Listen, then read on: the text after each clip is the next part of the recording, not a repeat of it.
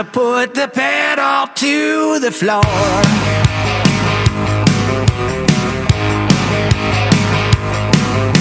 It's loud and live and local. Oh, time for open mic.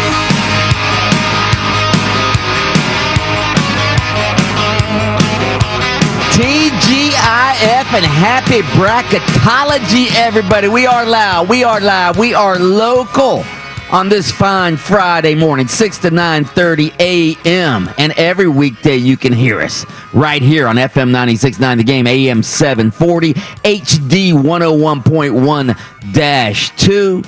You can also listen on your phone by downloading that free iHeartRadio app. You can listen on your smart speaker. If you don't hear us live, you can find us on podcasts.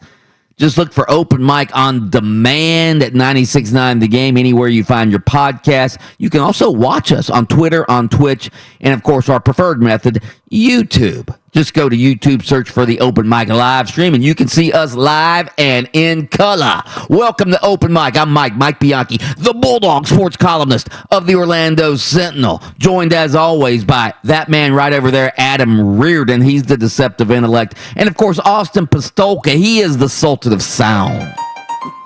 The Sultan of Sound, more like the Doctor of Bracketology, brother. I'm a bracketologist, PhD. Jeez. I know all the ins and outs of the NCAA tournament. Ain't nobody getting past me screwing up my bracket. Austin will watch his first basketball game sometime during the next 2 weeks. His first college basketball game. What are you talking about? I watch so much Nebraska ball. All right? Yeah. All right, we want to hear from you throughout the course of the show. You can text us. 50857. That's our Academy Sports and Outdoors text line. Text us in your dark horse picks. A team, what did we say yesterday? A team 7 seed or higher who you think could make a run in the tournament. Maybe a deep run in the tournament. Text those in to 50857. You can always give us a call, 407-916-8255. And you can tweet us at 969 The Game. Tweet us there. You can also vote on all of our polls there at 969 The Game on Twitter. Don't forget about this. Make an appointment this morning, 7:10 a.m. We have your chance right here to double your stimulus check with an extra $1,400. We're going to be doing this for the next few weeks. Double your stimulus. That will be at 7:10 a.m. this morning. Listen for the keyword texted in, and you may be able to double that stimulus check. Austin, did you get your stimulus check yet? That's right. My wife and I got our stimmies, baby. Yeah, nice. Yeah, nice. Celebrating with filet mignon, popping the bubbly a little bit. You need to put that in the savings account and save savings. That's a weird way of saying vacation time.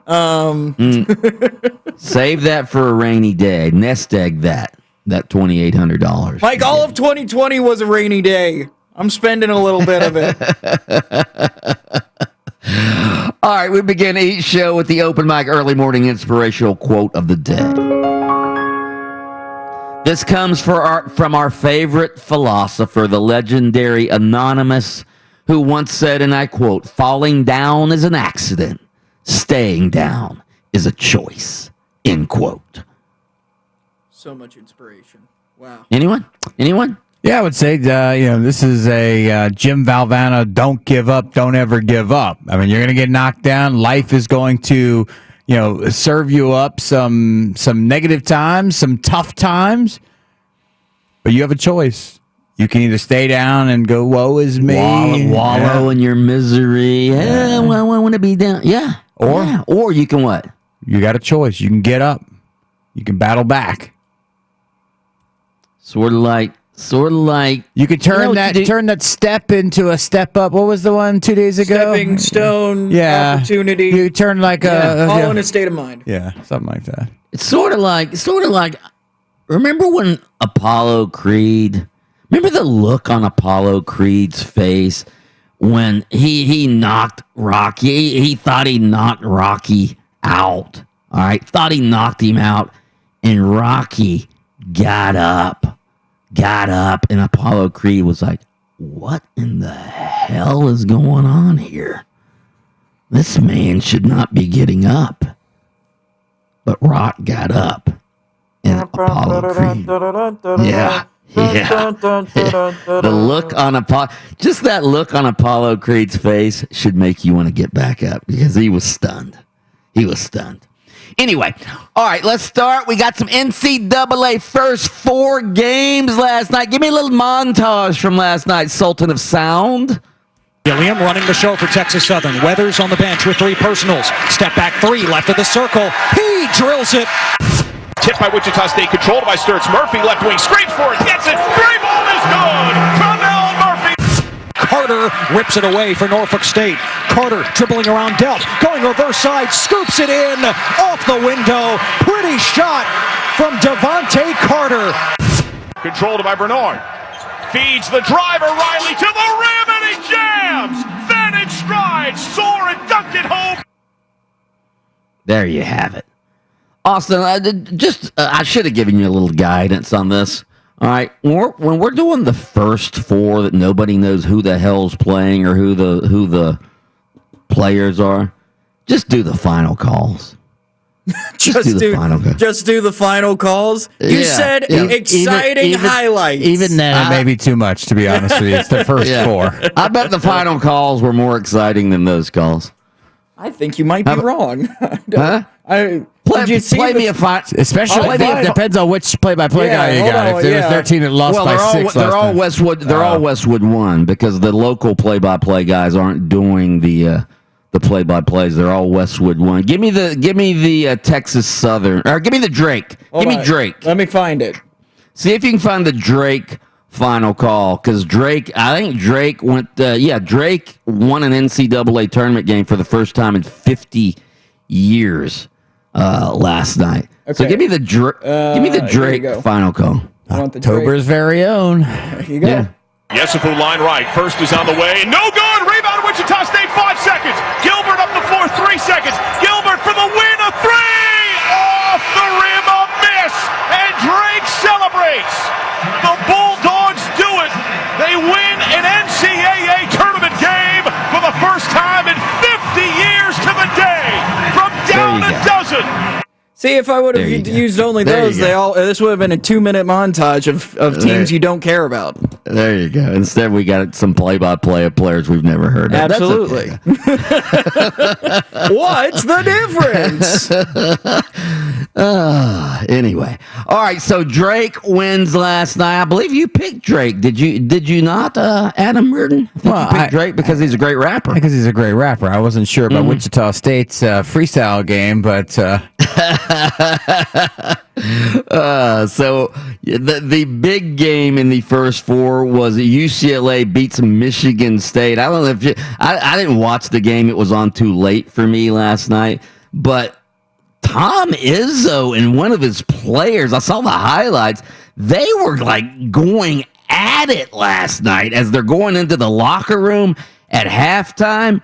It was a bad argument and a bad look for Michigan State. UCLA ends up winning that game, of course. So UCLA advances. Norfolk State beats Appalachian State. They advance. Texas Southern beats Mount St. Mary's. They advance. And as we mentioned, Drake beats Wichita State. What was the score of that game? Was it 54-53? 53-52. Wichita State. 53-52. Drake wins that game. The Gators, of course, open up NCAA tournament play today, 12:15 tip-off against the Gators are the 7 seed. All right, they play Virginia Tech today. Florida State opens up play tomorrow at a 12:45 tip-off against UNC Greensboro. Florida State a 4 seed, UNC Greensboro a 13 seed. All right, guys. Hear that? That's the bracket. It's gonna win me $1 million. $1 million. The perfect bracket is sitting right in front of me. That's you impossible, guys have your Mike, because No, it's sitting in front of me. It's also covering your face on the camera. just covered the camera. Okay. Do you guys have your brackets filled out? Absolutely. Yep. You do? Yep. All right, give me one first round upset if you have one, and then your championship. You want to go first? Well, I can give you my championship because I know that right off the top of my head. But as far as upset, I think I have the UCLA winner, the UCLA, which is Michigan State. Yeah, that winner knocking off BYU in the first round, and then I have that same upset. that's not a bad call. I mean, for me, the team that sort of got its wheels going, or I like those sorts of picks. And then I do have Florida State in the finals. Whoa. Wow, me and you thinking alike. How about it? I didn't say I have them winning the whole thing. I said I have them in the finals. Do you have them against Baylor? No, I don't. But I do have them against another Big 12 team. I'm a big Bobby Huggins fan, and so I've got West Virginia cutting down the net. So I always. You mean Bobby Thuggins? Yeah, and so for me, every year I pick like a coach that I like, and I like to ride their team. So it used to be Tennessee. I used to take Tennessee when Bruce Pearl was there. Bobby Huggins, John Calipari. If you've ever been sort of like linked to any sort of improprieties in the world of basketball, I think I've got Kansas in my Final Four too. Yeah. You should definitely have Kansas in there. Yes. And LSU, you have them in there as well. I do have them winning. There's no way I was not going to have them at least winning one game. They try way too hard to just get bounced in the first round of the tournament. I can tell you that for sure. All right, Pastolka, give me one. Give me an upset. And Georgetown, baby. The number 12 seed. Moving deep into the tournament. Oh, deep into the tournament. Deep into the tournament.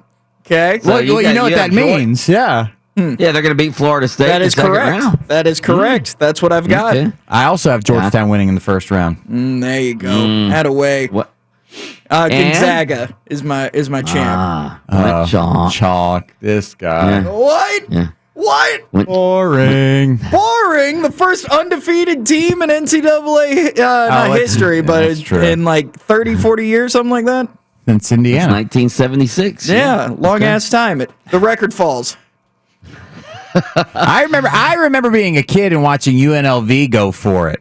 And then just a few years back, Kentucky went for it. Kentucky had a run at it. Yeah, but I remember the UNLV one because they had won the national championship the year before, and they got beat by Duke in the semifinals in the Final Four. Yeah.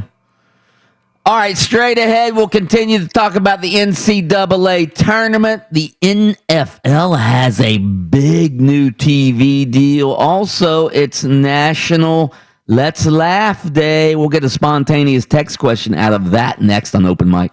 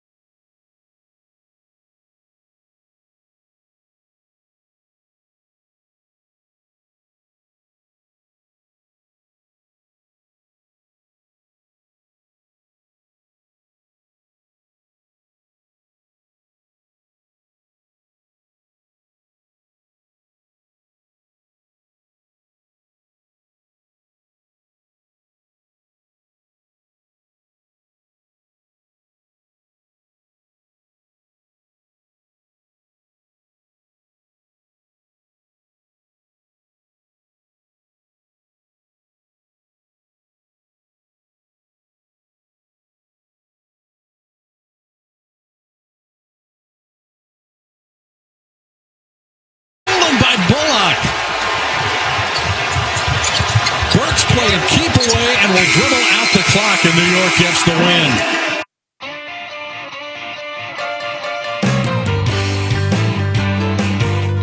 Wah, wah, wah. Magic had a chance at the last shot last night.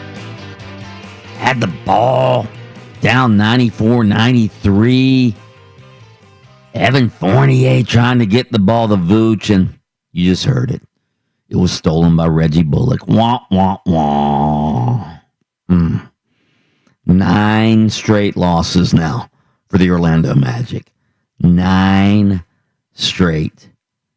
And they have the Brooklyn Nets tonight. That'll be 10 straight.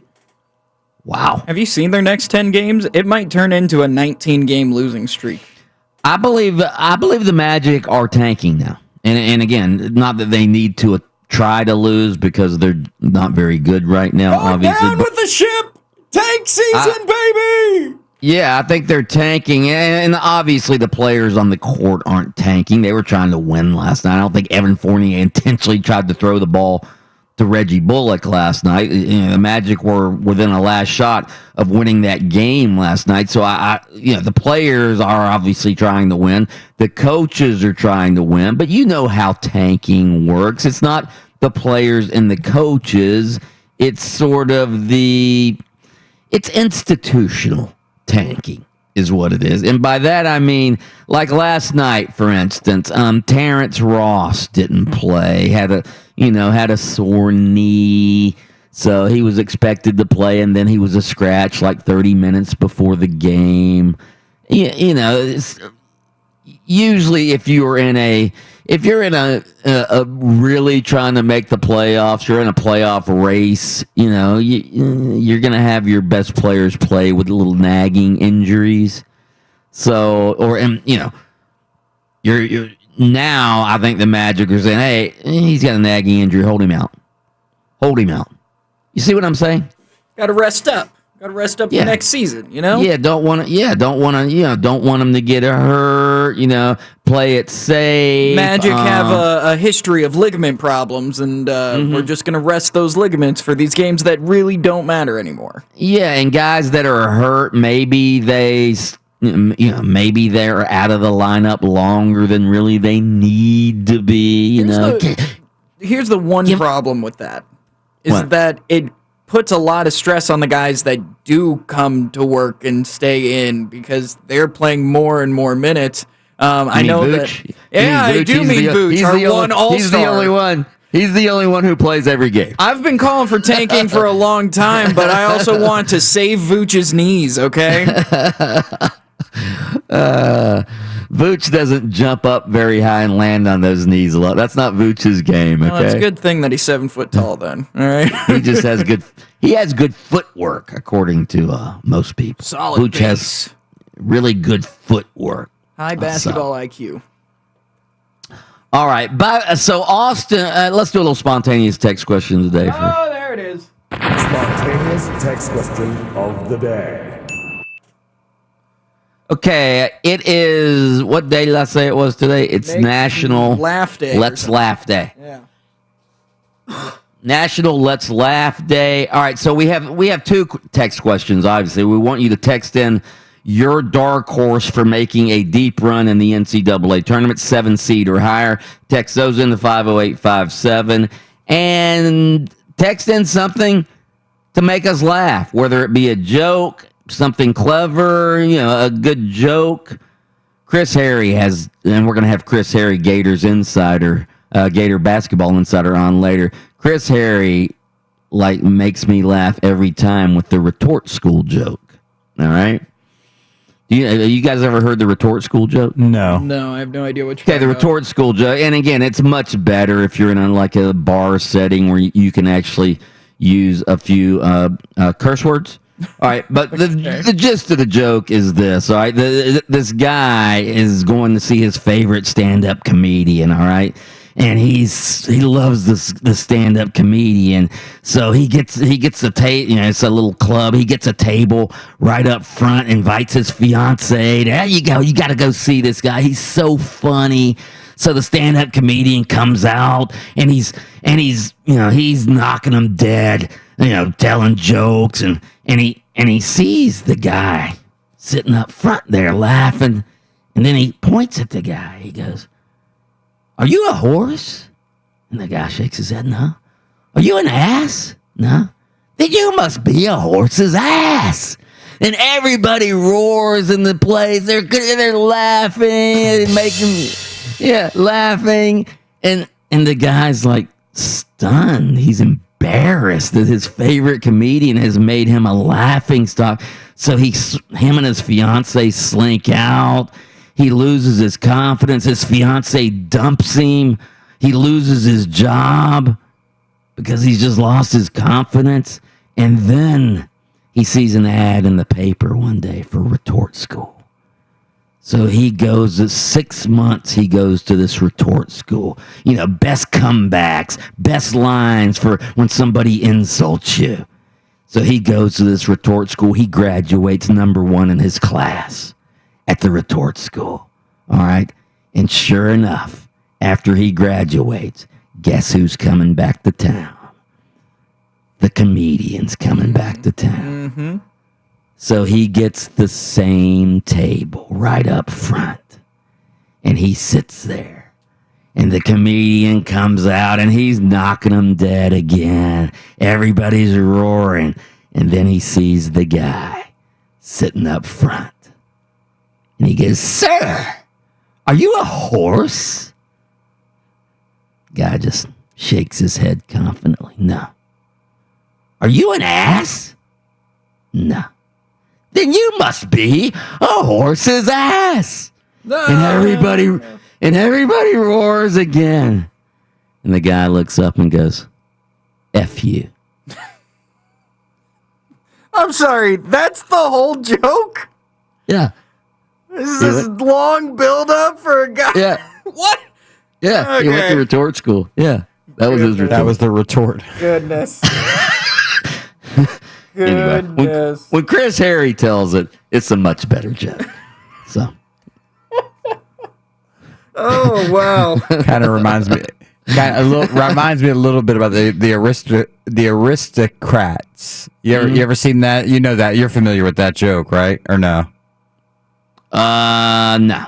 Oh, okay. Well, definitely can't tell it on the air. There's actually a documentary on it. That's the documentary. Is that Lenny Bruce or? Well, I mean, every stand-up comedian has their own version of the aristocrats, and even Bob Saget, who is the father on, was that Full House? Yeah. And people think of him as like a wholesome guy. If you ever seen Bob Saget do stand-up, he's not the guy that you think he is on television.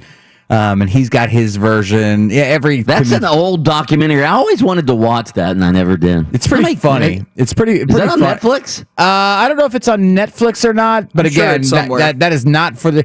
Do not get it confused with the Aristocats. This is for your children. This is not for your children. Yeah. Ta-da! All right. Text in something to make us laugh, 50857. Sorry I didn't do a good job of it with the retort school joke. All right, up next, our thought-provoking daily poll. How important is it for Gators coach Mike White to win today just to get Gator fans off his back? That's next on Open Mic.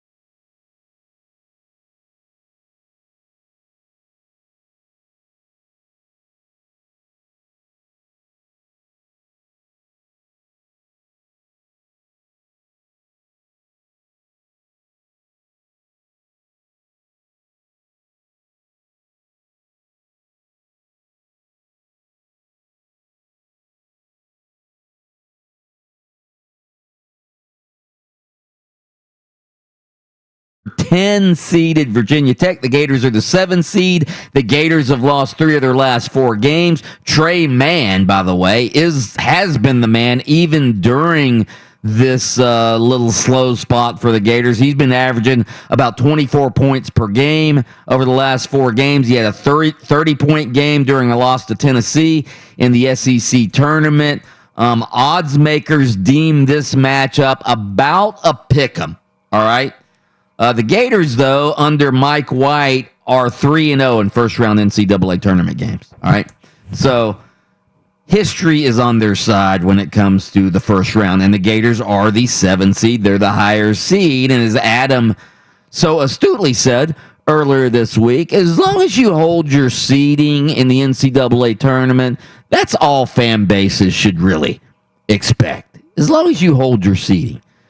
That's why I think and again, we worded the poll, we worded the thought-provoking daily poll like this. How important is it for Gators basketball coach Mike White and his relationship with spoiled UF basketball fans for him to beat Virginia Tech today in the first round of the tournament? All right, so that's how we worded it. I was thinking we were going to word it, how important is it for Gators basketball coach Mike White's job security? But I don't think his job is in jeopardy. I think that's insanity, all right? I don't think Scott Strickland is even considering firing Mike White. But I don't know what it is. I don't know why Gator fans have this uncomfortable relationship with Mike White. And, you know, there's the theories. I think Adam brought up earlier. He followed a legend. He did. He followed Billy Donovan. Okay. But still, I mean, Gator basketball fans should realize what they are. They are not an elite basketball program. I've said this many times. Billy Donovan was an elite basketball coach. He made that Gator program. Before Billy Donovan, yes, the Gators had some pockets of success. Lon Kruger took them to the Final Four one year, and then the bottom fell out of the program. After that, Norm Sloan, even before that, he cheated his way into some NCAA tournament appearances with guys like Vernon Maxwell and Dwayne Shintzes and guys like that back in the day. But eventually, the bottom fell out of that program as well. Billy Donovan is the only coach in the 100 years of Gator basketball that's ever had any sustained success. And he had, I don't even remember how long Billy Donovan was in Gainesville, maybe 19, 20 years. And he had some great success, won the back-to-back national titles, went to another national championship game early in his career at Florida. So Billy Donovan's the only coach who's ever done diddly poo at Florida on a sustained basis. All right. Mike White, he's been as successful as any other coach in Gator history other than Billy Donovan. All right. So I don't know what Gator fans have I don't know why they have this uncomfortable relationship with Mike White. All right, Adam Reardon, you've been following Gator basketball for quite some time. Do you think Mike White needs to win today for Gator fans to get off his back? No, I mean, if he wants to make the next week of his life a little bit more enjoyable, I would certainly recommend winning. But and because for me, it's all about holding up your end of the seeding. And sometimes in the NCAA tournament, you go on a run because, hey, look, somebody knocked off the 2 seed in front of you, or somebody knocked off the 3 seed in front of you, and you get a little bit better route to further advancement. But you can only take care of what you can take care of. If you're the 7 seed, it's kind of a toss-up game, but we'd expect you to win. You're favored. Fans expect you to win. I think fans are smart enough to recognize if you're the 12 seed and you lose to the 5 seed in the first round, hey, listen, you had a great year. You got into the tournament. You gave that team a tough run at halftime, but the season was what it was. But if you lose, if you're the 5 seed and you lose to the 12, fans are disappointed. I think fans will be disappointed if they lose in this first round matchup. I was looking it up. I mean, you mentioned it. This guy hasn't lost in the first round of the tournament. No. I mean, to me, that's a big deal. I mean, the getting to that second round of the tournament, are you playing to your seeding is a question that you'd have to ask. And that to me matters. I mean, if you're a 2 seed and you lose in the second round of the tournament every year, that ain't good either. But let's see what happens today, and then let's see what happens down the line. Remember, what did they make it to? An Elite Eight with Chris Jose hit that his shot? second year. Yeah. I mean, that team, I want to say, outperformed its seeding at that time. So, listen, you said it. You just said it there. This might be the second best coach Florida basketball's ever had, and it doesn't feel like the fan base appreciates has enjoyed his time there at Florida because he's followed Billy Donovan, who is the best by far. All right, go vote on our poll at 96.9 The Game. How important is it for Gators coach Mike White to win today's NCAA opener against Virginia Tech? Straight ahead, Austin showed me this video this morning of the NCAA women's weight room at the NCAA tournament compared to the NCAA men's weight room. We'll get into that story next on Open Mic. What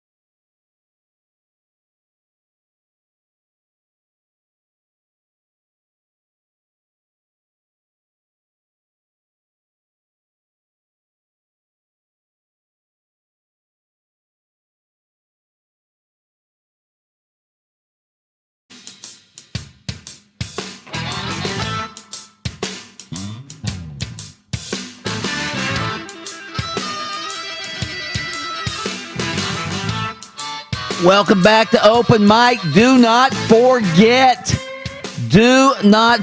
7:10 a.m. this morning and every morning for the next few weeks, we give you a chance to double your stimulus. Make an appointment. Get a chance to win an extra $1,400 every morning right here on Open Mic at 7:10 a.m. Make an appointment for that. Who couldn't use another $1,400? Austin got two $1,400. He and his lovely bride got two $1,400 checks, and you didn't even have to win the stimulus Didn't even have contest. to text in. But guess what? Yeah. I'm texting in. I'm going for a third. I don't think you're eligible. Shh, quiet. They won't notice. I heard it's a really big company. They probably don't know that I exist. They probably wouldn't. Who is this Austin Piss? I don't know how to pronounce his name. He's probably all good. Must be nice. Must be nice getting two in one household. I got mine. My fiance didn't qualify. Yeah. Man. She didn't get hers. Oh, darn. You know what that means? I get to pay for dinner for the next. There you go. Well done. All right, it's National Make Me Laugh Day. We want you to text in something that makes us laugh, whether it's a joke, whether it's whatever you think will make us laugh. Somebody just texted in, 2 peanuts walked down an alley. One was assaulted. Ouch. Dang. Rough. Tell your joke, Austin. Oh, do you know how to catch a polar bear? Well, you go up north, go up to the North Pole, you cut a hole in the ice, and you put peas around it. When the polar bear comes to take a pee, you kick him in the ice hole. Ayo! Ayo! Hey, did you hear the one about the two antennas that got married? Well, the wedding itself, not a whole lot. It wasn't great, but the reception fantastic. Oh, yeah. Woo! Yeah. I'm on fire, baby. You hear about the horse that walked into the bar? No. Bartender says, "Hey, pal, why the long face?" Ayo! I feel like I'm just reading the inside wrapper of Laffy Tappies now. All right, so Austin alerted me to this story this morning. I hadn't seen it, all right? So the NCAA is said to, quote, actively be working to enhance the existing resources for teams at the women's basketball tournament in San Antonio. All right, so the women's tournament's in San Antonio. The men's tournament is in Indianapolis. All right, so a women's basketball player from Oregon, Arizona, Adia Barnes, all right? She took some videos of the women's weight room in Indianapolis and then compared it to videos of the men's weight room in Indianapolis. So she took videos of the women's weight room in San Antonio and compared it to the men's weight room in Indianapolis. And why don't you play the video real quick? I got something to show y'all. So for the NCAA March Madness, the biggest tournament in college basketball for women, this is our weight room. Let me show y'all the men's weight room. Showing the difference, obviously. Oh, my God. Now, when pictures of our weight room got released versus the men's, the NCAA came out with a statement saying that it wasn't money, it was space that was a problem. Let me show y'all something else. Here's our practice court, right? And then here's that weight room. And then here's all this very extra big open space. If you aren't upset about this problem, then you're a part of it. I got some... This is why I can't be late to work. I mean, in the production meeting, we said, "Hey, let's play that audio of where the woman says, 'Hey, look at this.'" I would have reminded everybody, "Hey, you know that we're on radio, right? Nobody can look at this." You can go to 969thegame.com and check out this video from Sedona Prince of Oregon. Anyway, the women's weight room is like one little tower, it's something you would see in like a little Marriott courtyard weight room. It's like a little tower of dumbbells, all right? That's the women's weight room. A little tower of dumbbells. What is it? 8? What is it? 8 to 10 of them, right? I mean, maybe it was like a 5-pounder, a 10-pounder. I think it goes up to maybe 35 pounds.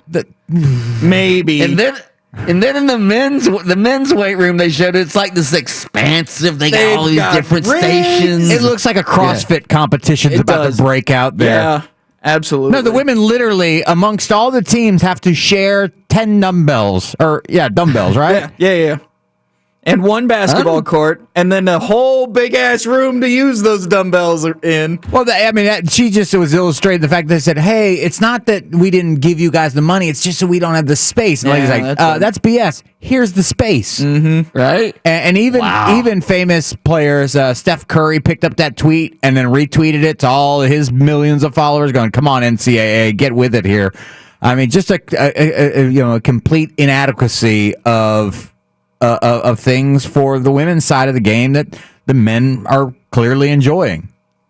Unbelievable.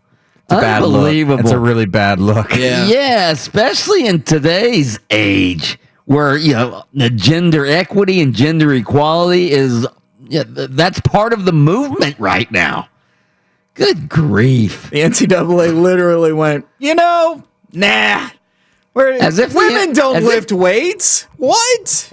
I'm just waiting for the NCAA needs any other reason to get criticized. Yeah. Good Lord. I'm just waiting for the NCAA to go even further into their tone deaf status and go, yeah, but listen, y'all's kitchen is much bigger than the men's kitchen, okay?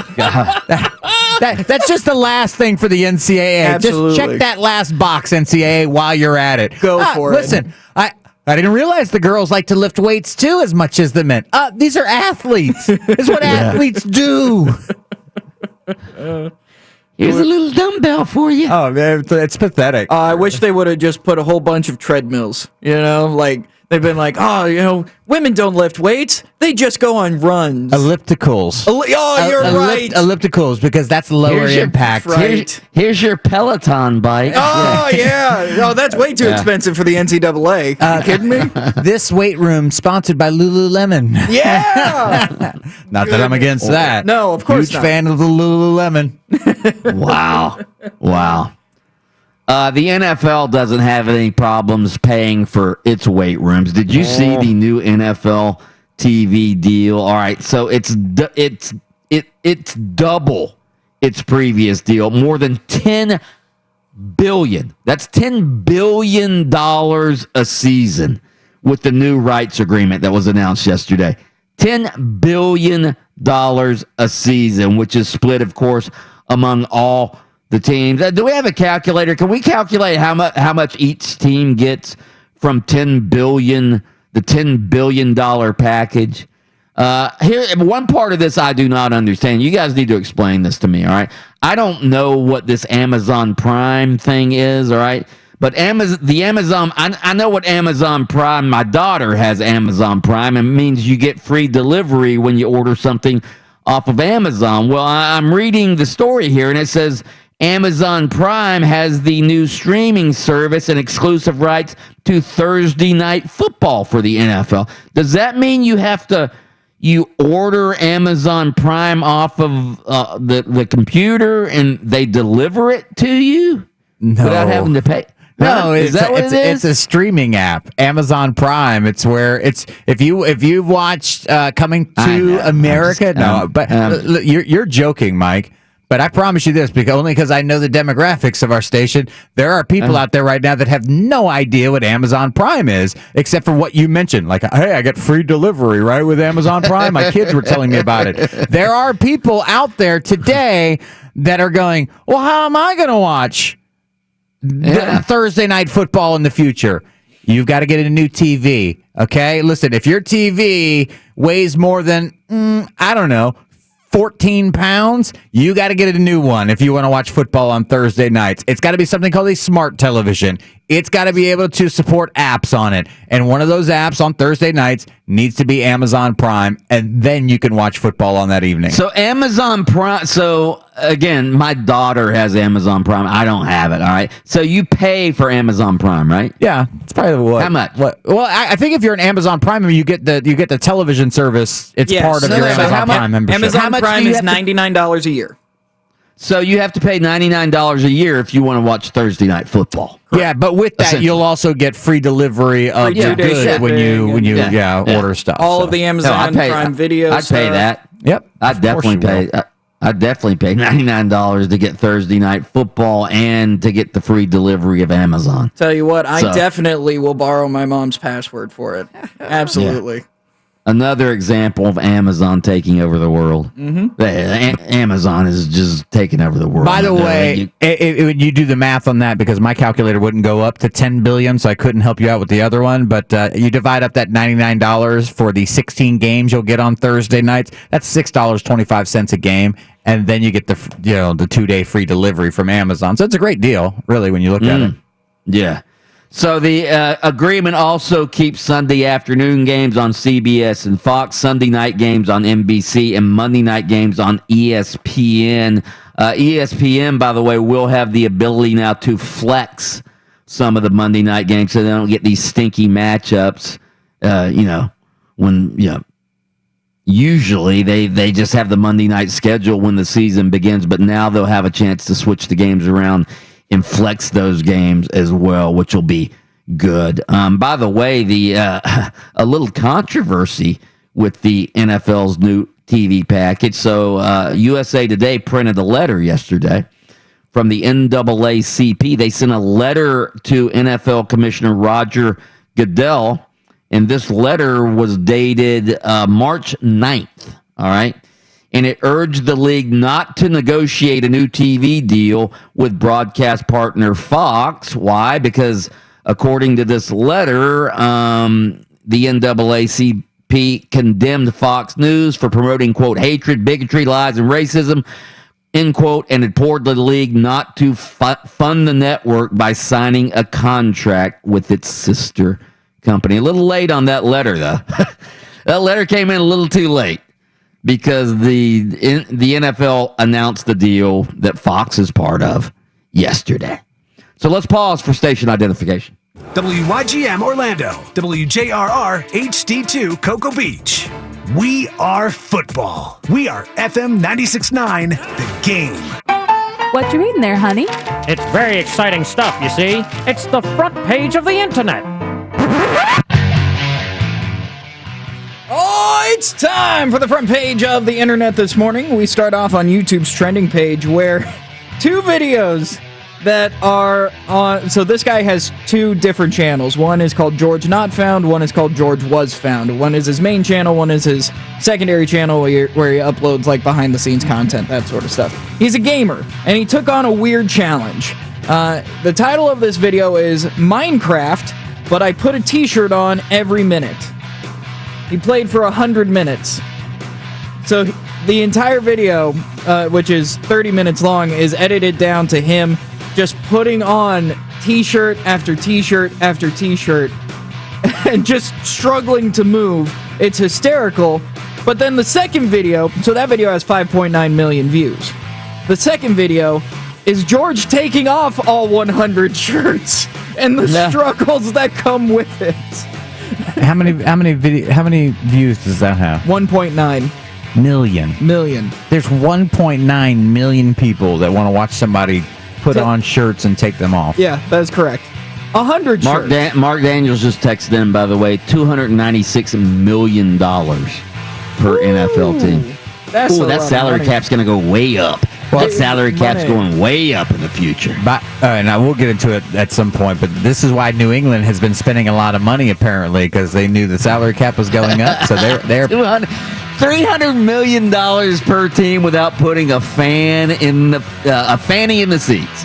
$300 million. Crazy. Anyway, sorry about that, Austin. All good. Happy birthday today to the man who stars in Sixth Sense, or my personal favorite Bruce Willis film, Armageddon. It's Bruce Willis. Bruce Willis. Bruce Willis.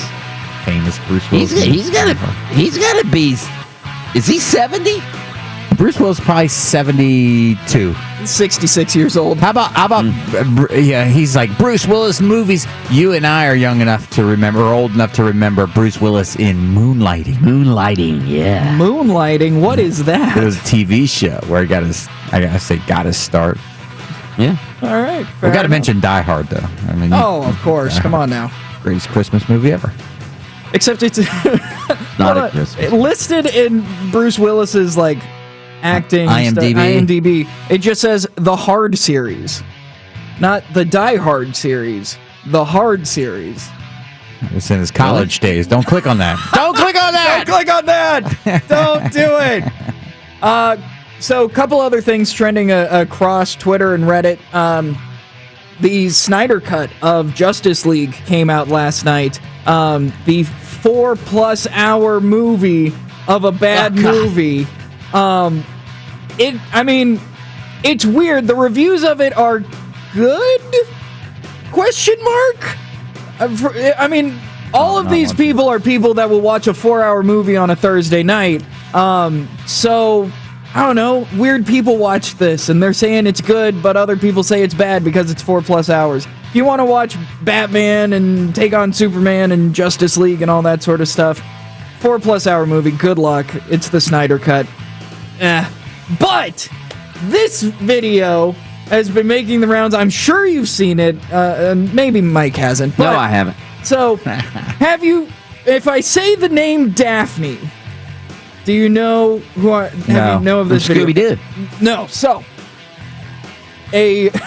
on TikTok, which it has since gone to Twitter, and a lot of athletes have picked this up, a softball team was showcasing how fast their athletes are, okay? Mm-hmm. And it shows all of them running over 19 miles an hour on a treadmill. And the quote is, all of these ladies look like they're running from something, except for Daphne. Daphne looks like she's on the hunt, and it just shows Daphne running. Head doesn't move an inch. She's just hauling ass on this treadmill, and people are terrified of her because she looks like she is on the hunt for the rest of her teammates. It's absolutely hysterical. I will share it on the 96.9 The Game Twitter, so be sure to go check that out. And that is the front page of the internet today. Is it one of those curved treadmills? It is not. Oh. Those are ergonomically designed for higher speed. They are, and they also are very easy for you to fall on your face. That is the front page of the internet. So this Deshaun Watson story is getting very, very ugly, complicated. I'm torn about how to cover this story. Again, now we're up to 3 civil lawsuits filed against Deshaun Watson, of course, the Houston Texans quarterback, accusing him of all sorts of sexual misconduct with 3 different masseuses. All right, female masseuses. That's what you call them, right? A masseuse? Yeah.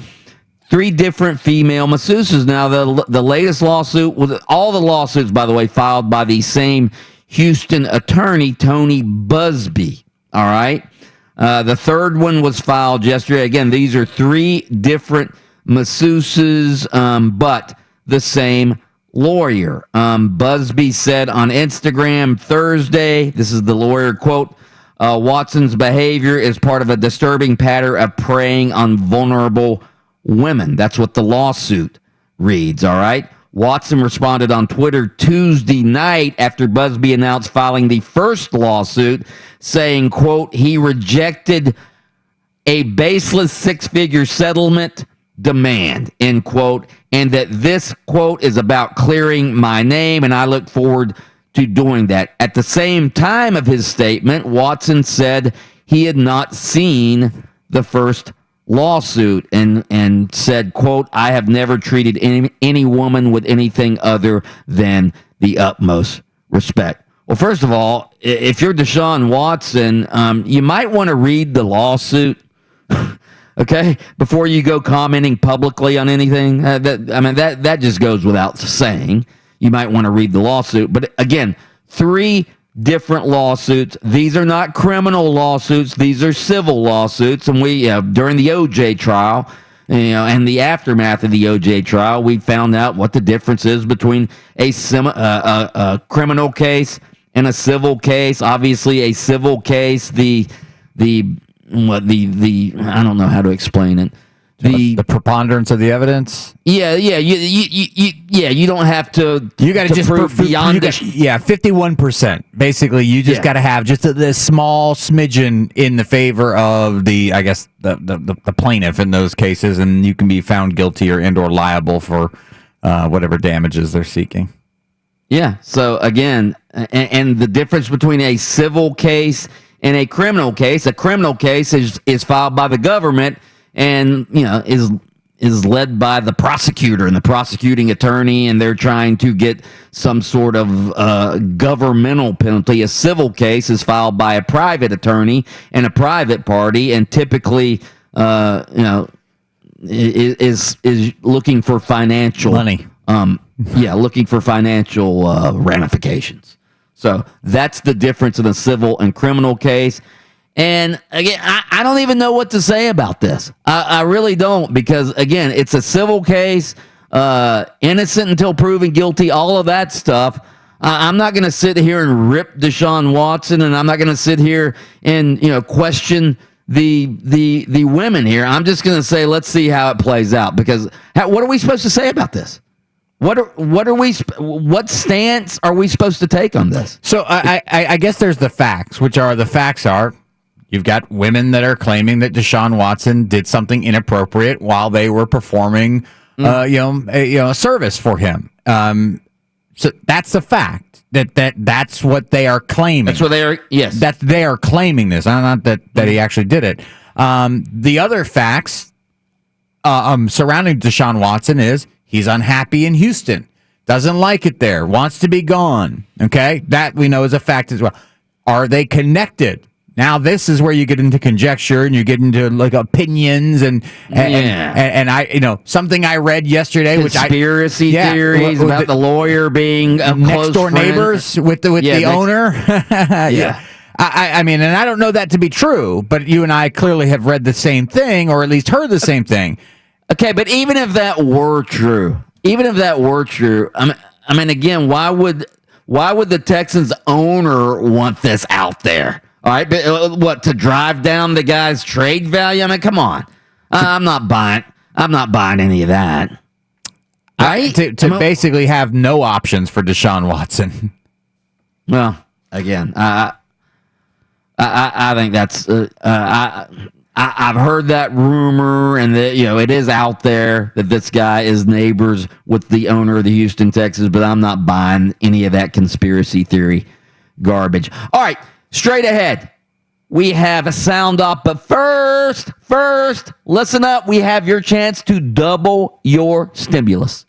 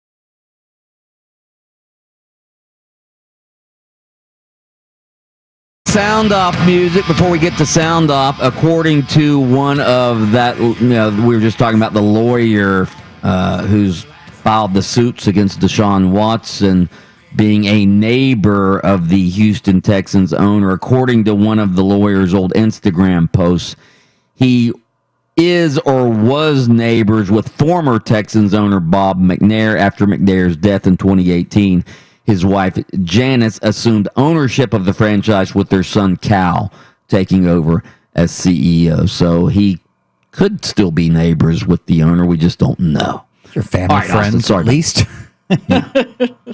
Sound off. This is the greatest sporting event of all time, because you're not going to be able to predict, the outcome of a lot of these games. So my mindset was not as much on our opponents as how are we going to make sure that we play to our strengths, try to stay away from our weaknesses, and let's go out and make more concentrating on being prepared to be the best of who we can be. Leonard Hamilton, Florida State head coach, saying, this is the greatest sporting event ever, at least in his opinion. But my question for you, Mike, is FSU, Florida, what can we expect from them in this NCAA tournament? Well, I'm glad you asked, because I have my bracket right here in front of me, the perfect bracket. This is the bracket that's going to win me $1 million, all right? And Florida State, I'm looking at the championship of my bracket, and yes, I have the Seminoles winning it all 74-71 over Baylor in the championship game. Why am I doing that? Poetic justice. Poetic justice. Florida State should have and would have won the national championship last year had there been an NCAA tournament. Are they as good this year? I don't know. But destiny is going to be on their side this year. Dame Destiny is going to ride with Florida State all the way to the championship of the Final Four. Sound off. Again, it's going to start with us defending. We look, we don't have, there's not a lot of points in our roster, and we're not going to be, I told them that at the beginning of the year when we had everybody, it was going to be, our goal was to be a top 15, 16, 17 offensive team. So when guys get back and get into rhythm, there's always things you can look for. Austin, Yeah. Start that over. Is Steve Clifford just laughing at the lack of talent he has on his squad? Play it again. Play it. Again, it's going to start with us defending. We look. There's just, we don't have. There's not a lot of points in our roster. He's laughing. He's laughing at his roster. That is correct, Mike. Coach Steve Clifford laughing. I got bad news for Steve. Everybody else is laughing too. That's right. The league is laughing. Mm-hmm. The inability to score points is laughable to head coach Steve Clifford. Adam, wait, what more is there to say? Who'd you talk to the other day, Mike? Alex Martins? Is that who you talked to? Alex Martins. Who said, "Hey, Alex look, Martins. if we were healthy, we would be." Yeah, no. Steve Clifford's telling you, even if we were healthy, we don't have a lot of points in this roster. We're not that talented. Even if they're healthy, they'd be, he said, hopefully 15th or 16th. Still in the second half of the league offensively. Maybe he should talk to Alex Martins and not you. Maybe Alex Martins should get the memo to Steve Clifford. Like, no. With everybody healthy, we'd be great. We could make a run to the NBA Finals. Oh my God! No, I don't even know what's the question? Nothing. There is no question. I was just like, hey, what's left to say? Yeah. Sound off. I don't know what they're going to do. I hope he be traded, though, Because here's the thing. I don't like watching him play like he plays. He'll zoom down the court on a few things, man. I'm like, dang. It's just like the last game. How you going to take out my son fourth quarter, start the damn thing with the fourth quarter, let him play 8 minutes straight, in the last 5 minutes you up by 20, put everybody in. But don't wait till you're down and say, hey, Lonzo, 5 minutes left, come on now. And he already had his foot on their throat. When you have 16 assists, the ball is moving in the third quarter. Then at the end of the game, it's so easy to beat them because I already know what's going to happen. Brandon's going to try to take a shot. Zion going to try to barrel you over. Be ready for the double team, and let's get the ball and run. So that's LeVar Ball making life hell for one of our favorite NBA coaches, Stan Van Gundy in New Orleans. He wants his son out of New Orleans. Lonzo needs traded. Mike, how do you think Stan's handling the LeVar Ball situation? You know what? I wish I could go back. One of the interviews when Stan was on our show every week, it was back during, when LeVar Ball was, bigger than he is right now. All right. But I asked Stan if he liked LeVar Ball, and I think Stan said, yeah, he likes the fact that he's outspoken and all this other stuff. I bet Stan doesn't like LeVar Ball so much right now, right? Good Lord. That is any coach of a below average team's worst nightmare. Now if LeVar Ball were, if his son were on the Lakers or the Nets, nobody would be paying attention to him, all right? Because those teams are good and LeBron could just tell him to shut up, all right? But you can't do the Lakers? He was at one point. Yeah. Yeah, but it was when they were. Yeah, it was when they were bad. It was when they were bad, and LeBron traded him. Oh, LeBron got him out of town. Yeah, LeBron got him out of town. LeVar Ball is every soccer parent I know, except for his kids actually made it to the NBA, and he's still being like soccer parent. He is. Yeah. My son needs to be playing. I don't understand. What is this coach doing? He doesn't even know what he's talking about. Taking my son out at crunch time? Come on. Needs to be in the game. I should have more than 4, I believe, but I don't, and I don't sit around thinking about it or crying about it, whatever the case may be. I just try to come in the next season and be the MVP and be talked about again. I bet, a lot of the greatest that played this game feel like they should have had more as well, if you ask any one of those guys. So this is another opportunity, for me, to be able to be recognized as the best player, for that particular season. That's LeBron James. Very quickly here, Adam. LeBron James says he deserves more than 4 MVPs. Do you agree with him? There's no question. I think LeBron fatigue is a real thing. I mean, I think guys have gotten awards look, every time LeBron leaves a team, what happens to that team? They get more ping pong balls than anybody else, okay? When he joins a team, guess where they're going? To the NBA Finals. Doesn't matter what team. Doesn't matter what their situation is. He is the most valuable player who's ever played this game ever. Okay, but the MVP is a regular season award, and you would have to admit LeBron doesn't care about the regular season.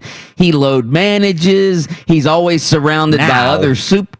Well, yeah, but I mean, the guy's only been in the league for 18 years, and he's more physical wear and tear. Yeah, but Giannis leads his team to the best regular season record. That's what the award is. If it were awarded after the playoffs, LeBron would win it every year. Yeah. But it's not, except for the years that Steph Curry won it. So, anyway. Sound off. That's sound off for today. All right, straight ahead, we're going to get into a story about college football that I want you guys to analyze with me. That's next on Open Mic. More Open Mic.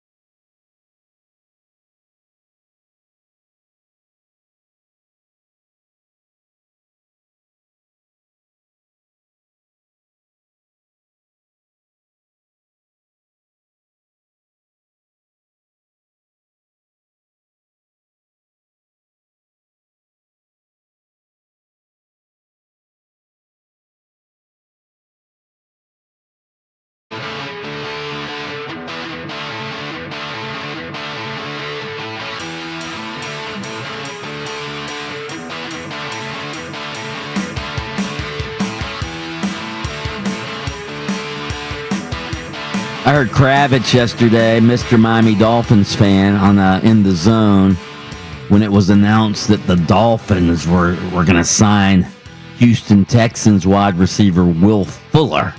Kravitz was like going bananas. Oh my God, we got Will Fuller! We've got a weapon! We've got a weapon to go with Devontae Parker and Mike Gesicki. Is that how you say his name? Mike Gesicki? The tight end? Sure, yeah, close enough. Gesicki. Will Fuller. Wow. Okay, Will Fuller the fifth. That's a good signing for the Dolphins. Will Fuller, before he got suspended last year for performance-enhancing drugs. Isn't it funny how in the NFL, when somebody's suspended for performance-enhancing drugs, nobody even cares? Oh, who cares if he missed 6 games last year because he tested positive for PEDs? Ah, we got Will Fuller! Man, it's almost like PED should be allowed. Yeah. Fans don't care when it's their team. Absolutely. Oh, well, they don't care if they don't care in the NFL. They don't care if the NFL players are bulked up cartoon figures. That's how you're supposed to look as an NFL player, right? Yeah, I guess. Absolutely.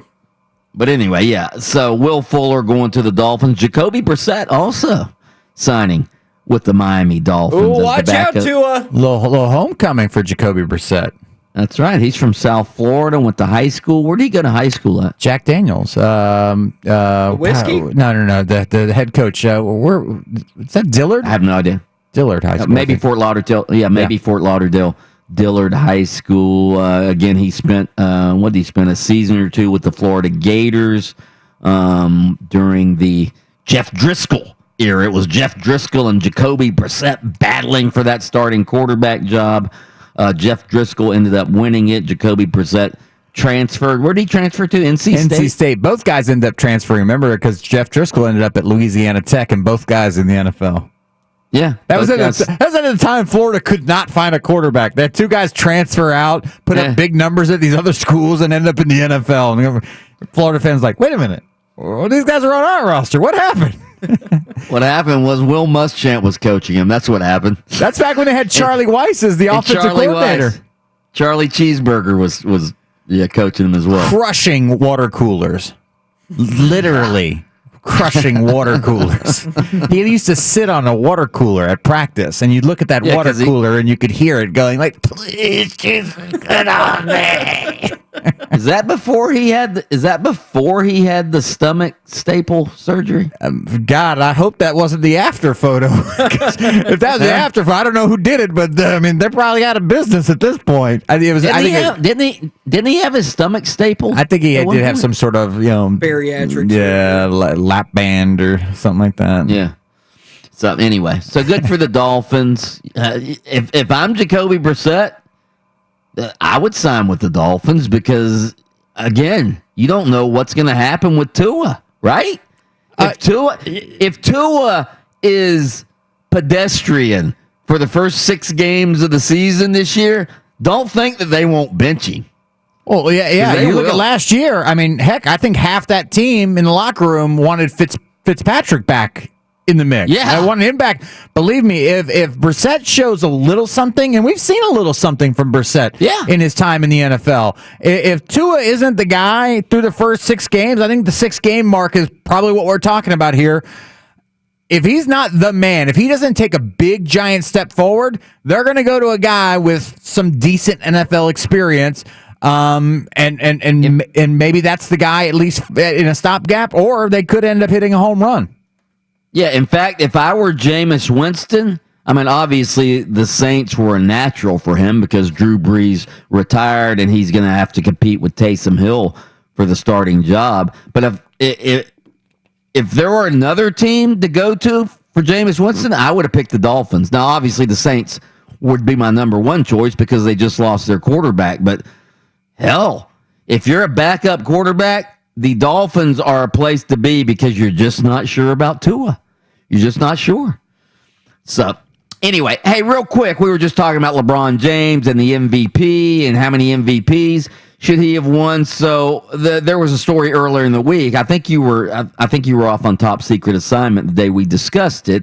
LeBron James is joining Fenway Sports Group as a partner, which means he's part owner of Fenway Sports Group, all right? That gives him an ownership stake in subsidiaries like the Boston Red Sox, the Liverpool Football Club, Roush Fenway Racing and NASCAR, the Regional Sports Network, NESN. So LeBron James, we all know he's not just a basketball player, he's an entrepreneur. All right. And we always like to compare LeBron and Michael Jordan on the court. Here's a question for you, Adam Reardon. Who will go down when all is said and done? Who will go down as the greater entrepreneur? Michael Jordan or LeBron James? Because Michael Jordan obviously owns an NFL team. He owns an NBA team. He obviously owns a NASCAR team. He, is a sneaker magnate with Nike. Can LeBron surpass that? I think LeBron's portfolio of post-career businesses will be more impressive, but Jordan will always have that shoe brand, which I believe is his own, even though it's tied to Nike and that will be the thing that will be the be all to end all when you start having this discussion. But when you look at LeBron's owned a piece of Liverpool for a while now. Now, 2010, I think. Yeah, so I mean, this is a guy that's been forward thinking. Blaze Pizza. I want to say already has like something like close to 100% return on investment in his initial investment in Blaze Pizza. The guy really, honestly. Maverick Carter, all the guys around him. I mean, he really has done a great job of being more than just shutting up and dribbling, as some people would have encouraged him to do. He's a guy that, the schools and stuff, the things that he's done are tremendous. But I think at the end of the day, having that shoe brand is so front and center and has been throughout Jordan's playing career. I mean, I don't know how LeBron can surpass that, like on the surface, but I think if you look deeper into it, 25 years from now, LeBron's wealth will be probably greater than Michael Jordan's. All right around the corner, it's the NCAA basketball tournament. Time to talk bracketology. Am I crazy for picking FSU to win it all? That's next on Open Mic. Bianchi's got to get a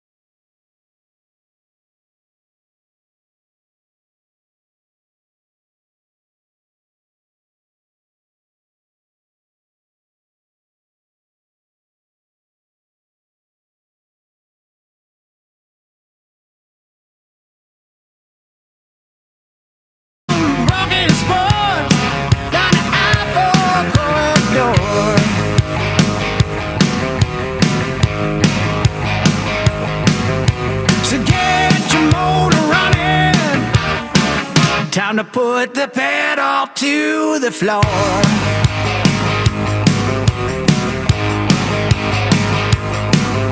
It's loud and live and local. Oh, time for open mic.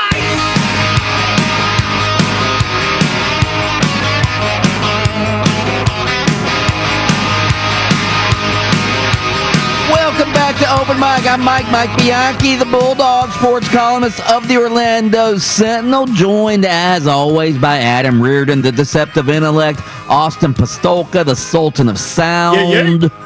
Who are we? We are Open Mic, the troika of sports talk radio excellence in the megalopolis we know as Central Florida. Do not forget, we just started this week, all right, at 7:10 a.m. this morning, which means you need to make an appointment now for Monday morning. 7:10 a.m.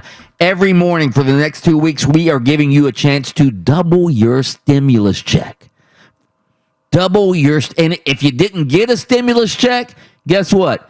You have a chance to win $1,400 right here on Open Mic, 7:10 a.m. each morning, a chance to double your stimulus. That means Austin Pastolka would have a chance to win. You got two. Well, I did not personally get two, but my wife and I combined got two stimuluses. So I wonder if you were to win our contest, would you get $5,600? Oh, I wish. I don't think iHeart's forking over that kind of cash, but let me tell you, this nationwide contest, double your stimmy, brother. Double your stimmy. All right, it's NCAA tournament time. We had the first 4 games last night. We played Austin's scintillating montage earlier. We're going to pass on that for this segment. Okay, so we'll pass on the montage for this segment. I'll just tell you who won the games. UCLA beats Michigan State in the first, the marquee game last night. Austin, see if you can find the clip of Tom Izzo, the Michigan State coach. I think I put it on the I've list. got Right? his explanation. Okay, so I don't know if you guys were watching the game. I didn't watch it. It was too late for me last night. All right, but Izzo and one of his players, forward Gabe Brown, they carried on a shouting match into the halftime locker room last night, and the Spartans came back after that and blew an 11-point lead, and UCLA ends up winning that game and advancing. Here's Tom Izzo explaining the shouting match. You guys are beautiful. Yeah, he missed a play, and I told him, and he walked away, and so I told him to come back. I mean, we went through this a couple of years ago. A game like that's the question you're going to ask me. I guess I'll answer it because the media has the right to ask whatever question, but we'll get him in here and you can ask him. I mean, it was a normal nothing. It's just that this day and age, everything's something. Well, again, why is everyone shocked by this? I mean, every single year we get a Tom Izzo thing. We just did a show yesterday about how Josh Heupel had lost the locker room, and has Tom Izzo lost the locker room at Michigan State? Should Michigan State fans start to look for the replacement for Tom Izzo because he's lost the locker room? No, but the fact that he's laughing about like that's a question that shouldn't be asked. Of course, you're going to ask the question. It was live on TV and animated, and they kept replaying it for crying out loud. What's the NCAA tournament?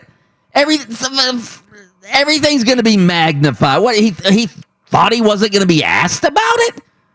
Good. You know what? I bet he didn't think he was going to be asked about it because I think that during the regular season that has happened a number of times because that's the kind of coach that Tom Izzo is. Okay, we've seen it for years, and then when the spotlight is on, that's when people are going to ask because otherwise nobody asks about it because nobody cares about basketball until this time of year. Exactly, and that's why it's going to get asked. You've got people covering these games who haven't covered Michigan State all year. You have national media covering these games.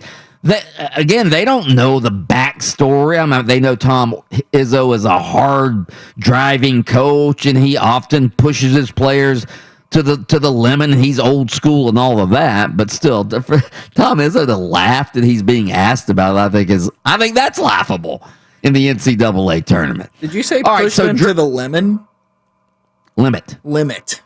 Yeah. I thought this was a new saying. Push them to the lemon. Push them to the lemon. Yeah. All right, so Drake beats Wichita State. Texas Southern beats Mount St. Mary's. Norfolk State beats Appalachian State. I realize nobody cares. All right, the Gators open play today. We're going to have a Gators insider, Chris Harry, and a Seminoles insider, Chris Nee, on at about 8:15 this morning to break down the Gators and Seminoles' chances of advancing in the bracket. So that'll be at 8:15 this morning. Let's go a little early so we can get to Chris Nee and Chris Harry. Let's pause right now for station identification. WYGM Orlando, WJRR HD2 Cocoa Beach, FM 96.9 The Game, the home of Orlando City Soccer Club. You feel that? I can feel it. We're about to blast off. Just hook it to my veins! It's time for the blast. That's right, it's time for the blast here on Open Mic, brought to you by Frank Gay Services. If you need an electrician or a plumber right now, go to frankgayservices.com. They will hook you up. That's frankgayservices.com. We will start off with the Open Mic thought-provoking daily poll, which is this. How important is it for Gators basketball coach Mike White and his relationship with spoiled UF basketball fans for him to beat Virginia Tech today in the first round of the NCAA tournament? It's so important! All caps, exclamation point. Is it important? Is it somewhat important, or is it not important at all? I'm not going to go so important, all right, because I don't want to yell, but I think it's important. And again, Mike White in my opinion, has done a fine job at the University of Florida. He makes the tournament every year. He's been to the Elite Eight. Yes, he followed Billy Donovan. That makes his job tougher. I don't get Gator fans and why they are unhappy or uncomfortable with Mike White. I don't think Mike White's job is in jeopardy. I think Scott Strickland, the AD, actually likes Mike White as his basketball coach. So, but for the fan base, yes, if he loses today, there's going to be grumbling for about a day and a half until Gator fans realize they don't really care about basketball, and then they'll forget about it. Yeah, I think it's important because they're seeded better. And this fan base is fickle when it comes to Mike White. So don't give them a reason to be fired up for the next 2 weeks as they continue to watch the tournament. Should say Virginia Tech go on a bit of a run or something ridiculous like that. So not so the next one. With 44% of the vote, important wins this one. There we go. Okay. Supplemental poll number 1. How crazy is Mike Bianchi for picking Florida State to win it all on his NCAA tournament bracket? So crazy! Crazy, somewhat crazy, or not crazy at all. Again, let me acknowledge I'm picking with my heart on this pick and not my head. What do I mean by that? I didn't go to Florida State. I'm not, that's not my alma mater or anything like that. But I love Leonard Hamilton. I think Leonard Hamilton last year had the best team in the country at the end of the season. I think Florida State would have won the national championship last year had there been a tournament, but there wasn't for obvious reasons, and I'm saying poetic justice this year, all right? Florida State, a year after they should have won the national title, they have a chip on their shoulders. They're going to go on a run. I've got them number 1 in my bracket, beating Baylor 74-71 in the championship game, but I do acknowledge, what's the third choice? Somewhat crazy?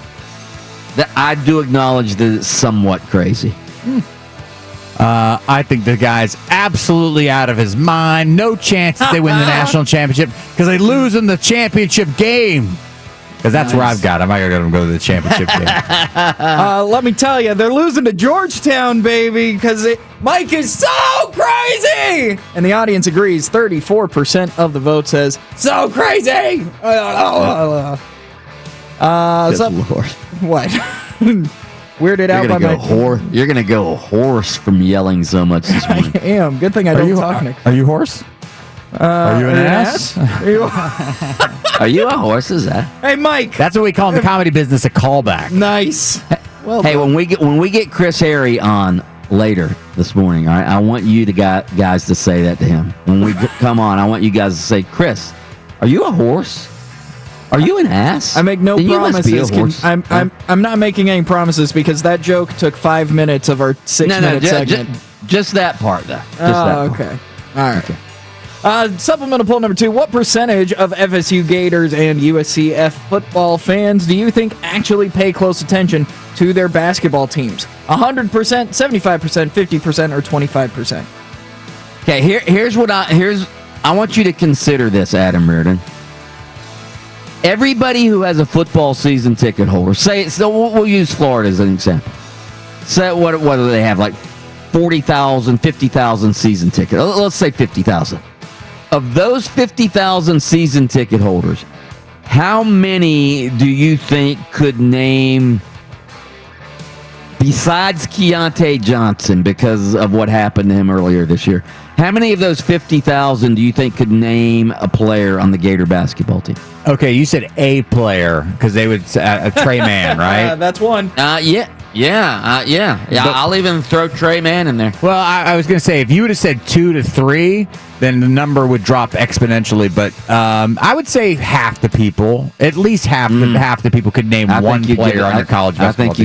I think you're giving them a lot of credit. I would say less than 25%. Oh, I'll go 50%.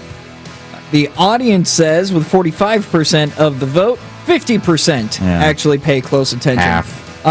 0.8% of the vote says everybody, 100%. I think it also, what matters is how good is your college basketball team that season. Because a couple of years ago, it seemed like we had a lot of UCF college basketball fans around here. And they're getting ready to take on Duke. You know what I mean? Everybody's excited. Taco and Aubrey and a lot of now. I would bet. In fact, I would bet Leonard Hamilton's different. All right, because he's been there so long. I would bet half the Gator season ticket holders in football wouldn't even be able to name who their basketball coach is. No way. Definitely no, because they've heard their friends talk about how much they hate Mike White. Supplemental poll number 3. In the new TV deal announced by the NFL on Thursday, do you like that Amazon Prime has exclusive rights to Thursday Night Football beginning in 2022? Yes or no? Absolutely not. I like traditional TV. I like network TV, all right? I want my games on the TV. I don't want to have to call Amazon. I don't want to have to go online, order the game from Amazon Prime, then have them deliver it to me the next day when the game is on, all right?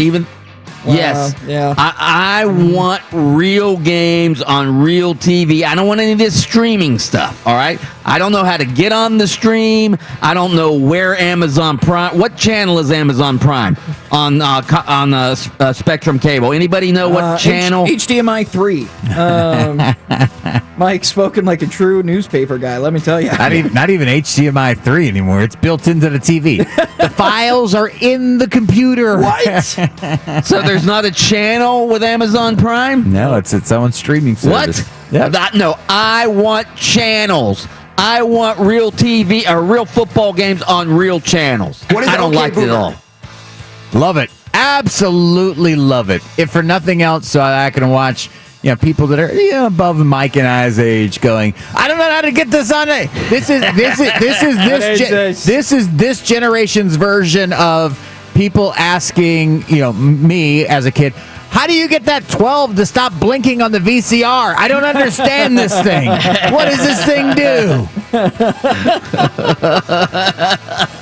It says 12 o'clock constantly. It's driving me crazy.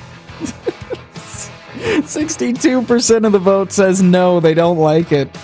Shocker. There's our listeners. Yeah, they're here. Fooled us with the Stella Artois yesterday, but not today. Streaming. Supplemental poll number 4 in the open mic NCAA tournament style battle of the beers bracket. Who should win the Final Four showdown between Pabst Blue Ribbon and Blue Moon? Remember, you can vote on this bracket at 969thegame.com. PBR versus Blue Moon. Who you got? Come on, this is a battle of the classes, all right? You have the hoity-toity craft beer crowd who are going to be rooting for Blue Moon to win with their little frou-frou orange slice that they put in their little glass of Blue Moon. But I'm a common man, all right? I'm blue collar. Give me PBR any day of the week. Give me a $2 draft over a $10 draft beer any day. PBR wins this in a rout.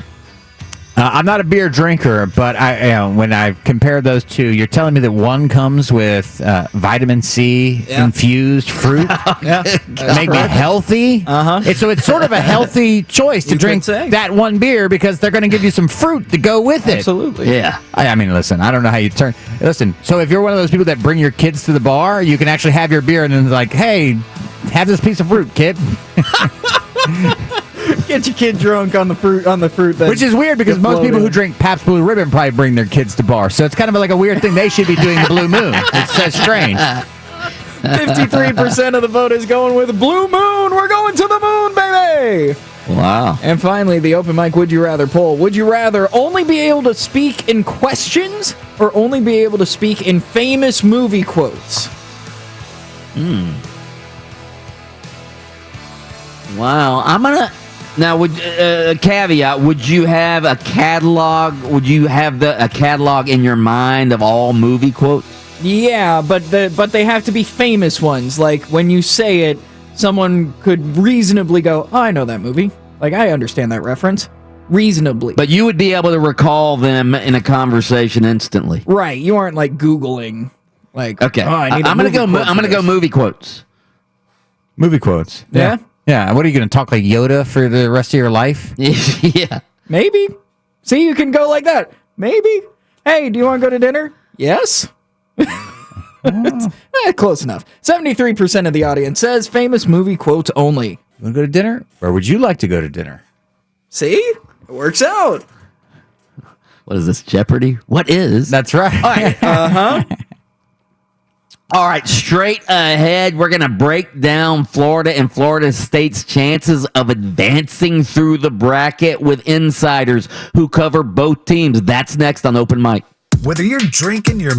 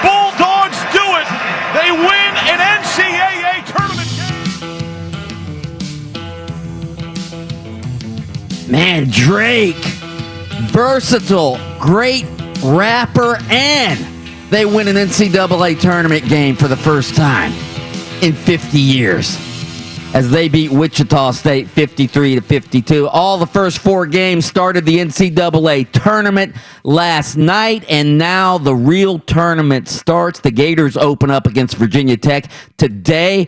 Florida State opens up against UNC Greensboro. That will be tomorrow, 12:45 p.m. tip-off. Let's start. We've got 2 insiders. Let's start with our Florida State insider, Chris Nee. He covers the Noles for Noles247.com. Chris, I want to start with this question. First of all, how are you? I'm good. How about yourself? Doing well. Tell me how crazy I am for having Florida State win the whole thing in my bracket. I don't think it's nuts, but last year I would have told you were brilliant. I'll put it that way. Last year's team, I think, had everything to get to that point and do that. This year, I would say that you're rolling the dice a bit. This team is capable of being that, but we've also seen away from Tallahassee, they're a very up-and-down bunch. All right, by the way, you can follow Chris on Twitter at CNEE247, at CNEE247. All right, Chris, how does this team compare to last year's FSU team? Offensive firepower is a little bit better this year than last year. Defensively, this team is much more up and down than last year's, which was very consistent. I think the biggest difference between the two teams is last year when things went kind of south or the wrong direction, a guy like Devin Vassell would settle it down. A guy like Trent Burris certainly would settle it down. This year's team seems to be missing that piece of the puzzle. You know, at Notre Dame here late in the season, the Georgia Tech game in the ACC championship, when things kind of went south, it seems like they struggled to figure out who was going to, 1, take the shot, and 2, handle the situation when it had to be handled. And that's something that I think they've been void of all season. So I think that's the biggest concern with this team entering the tournament of just, do they have the mettle? Do they have the mindset that when they have to have that basket or they have to have that stop, that they, 1, have a particular guy who can get it, and 2, have a group of 5 on the court that is very reliable. And that's something that they certainly had last season that made that team uniquely special. How concerned should the Noles be about their first-round matchup tomorrow with UNC Greensboro, and what's their path like through the bracket? Well, with tomorrow's game, it comes down to don't let Isaiah Miller kill you. He's averaging 19.3 points per game, 4 assists per game for UNC Greensboro. He's the best player in his conference. He's an excellent defensive player.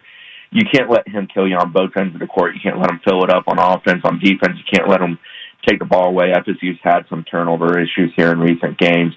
I think if you keep him in check and you do an effective job of rebounding with your length and using your depth, even though UNC Greensboro is also a pretty deep team, that FSU should be able to handle and probably cover in that first game. After that, they'll get the winner of Colorado-Georgetown in the second round here on the first weekend. I think most people probably expect Colorado to advance in that game since Georgetown's sort of a team that was a bid stealer here in the tournament. Colorado's a pretty good ball club if you watch them out west. They gave, USC, for example, some troubles in the Pac-12.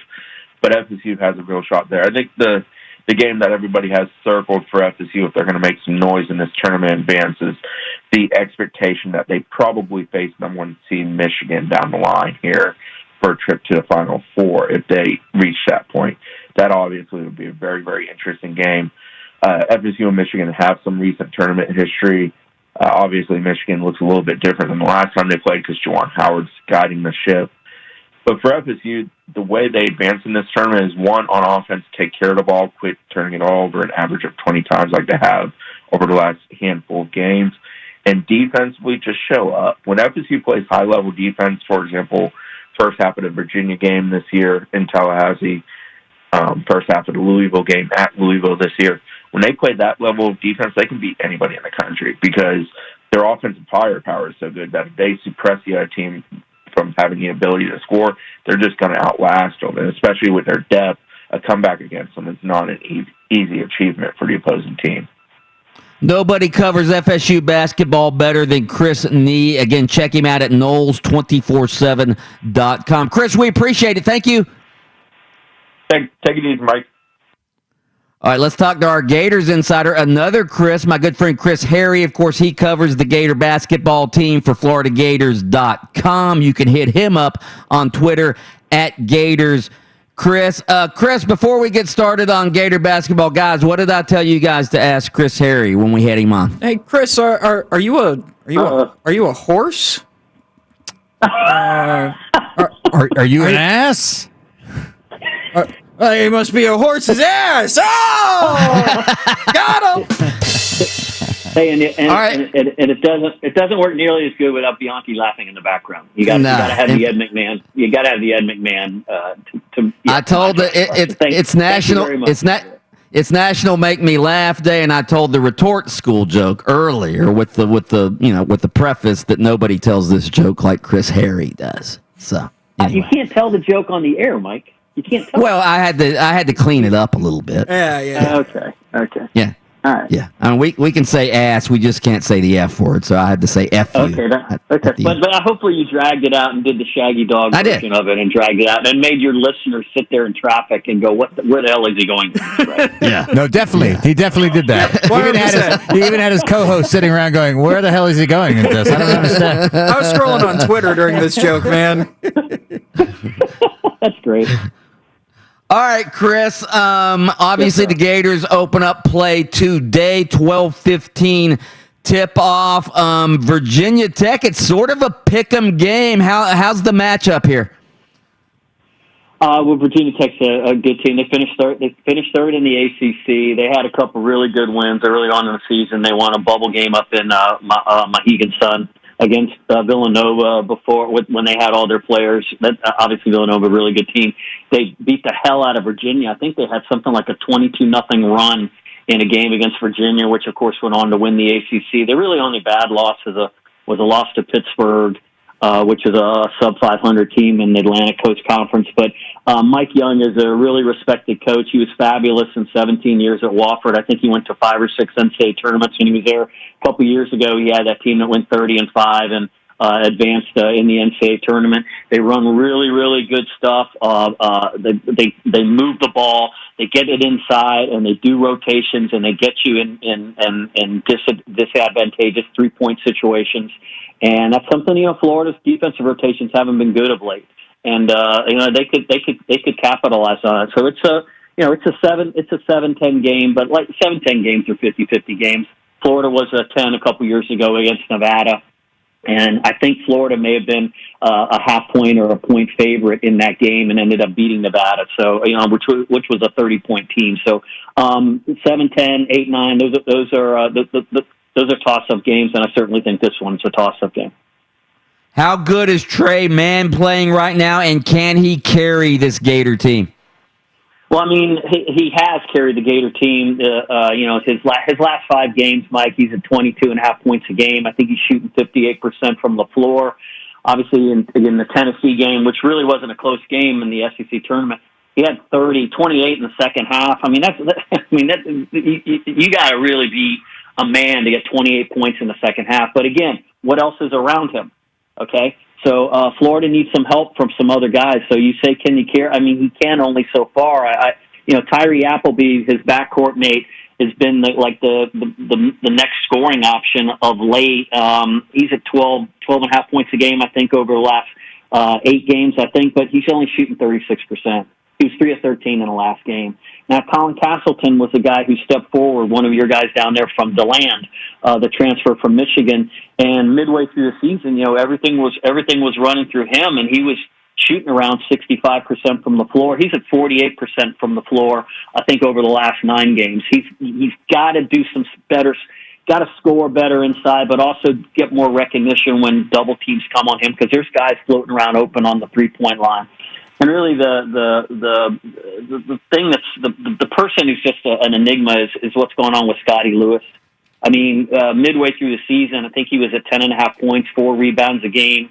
He was bouncing around. He had COVID issues and protocols with that. But I mean, he's got 3 straight games without a rebound. I think he scored 1 point in the SEC tournament, and I think he's missed his last 7 shots and last 4 or 5 3-pointers over the last couple games. I don't know if he's lost his confidence or whatever, but he's an energy guy. He's a defensive guy. They can play off him, not necessarily through him, but he can give them more than he's given them. I'm singling out these guys, but you could say the same thing about Noah Locke. You could say the same thing about Anthony DeRougie. I mean, that guy had 11 rebounds against Missouri. I think he has 10 rebounds in the 4 games since. So there's a consistency issue with this team, but if any of a collection of, say, 2 of these guys will play a little bit better than they have of late, they can give Trey Mann some help, and I think they can beat Virginia Tech. But I don't know that that's going to happen. They need to do it, of course. Chris, last one. We were talking about this earlier in the week when Archie Miller got fired by Indiana. You know, there were a lot of Gator fans back when Mike White was hired who said, hey, we need to hire Archie Miller out of Dayton. He ends up going to Indiana, and again, 4 years later, never made the tournament and gets fired. Mike White makes the tournament just about every year. Sort of ironic? Yeah, well, you know one of the other guys that Mike White was in the running with was a hot commodity out of Murray State by the name of Jeff Prom. I think he just went 2-23 and 0-18 in the Big 12. He got fired also. Greg Marshall was a guy whose name was thrown around a lot. I think Greg Marshall no longer has a job because of physical and mental abuse put to some of his employees and some of his players. Meanwhile, yes, to your point, Mike. Yes, you can pick up Mike White for some things, but Mike White gets his team to the NCAA tournament. He's been to the last 4. I think there's only 11 teams in the country that have gone to the last 4 NCAA tournaments. I was looking this up today. As going into this tournament, there were 11 teams to win at least 1 game in the last 3 tournaments. Well, Duke is one of those teams. They're not in the tournament. Kentucky's one of those teams. They're not in the tournament. Michigan State is one of those teams. They lost their first game last night. So Mike White has a chance to be in a rare class of team at least 1 tournament game. Now, is that a grand achievement? Is that something you hang banners and have parades about? Of course not. But it means you're in the tournament. As Billy Donovan used to say, Christopher, you can't win it unless you're in it. So, getting to the tournament, I believe, should be the standard for a program like the University of Florida. And you go on runs every few years. So let's see what happens with Mike White. They got a tough draw. Obviously, Virginia Tech. They'll probably get Ohio State in the second round, who a couple weeks ago was being talked about as a number 1 seed, and has won 7 of its last 8 games have been against NCAA tournament teams. Played in the best conference, the Big Ten in the country. So we'll see what happens. But like I said, they're in the tournament. They have their chance, and really that's the goal when you start the season. If you want to follow the coverage of the tournament, you can read Chris Harry at FloridaGators.com. Chris, we appreciate it. Thank you. Hey, Mike, take care. Enjoy the weekend.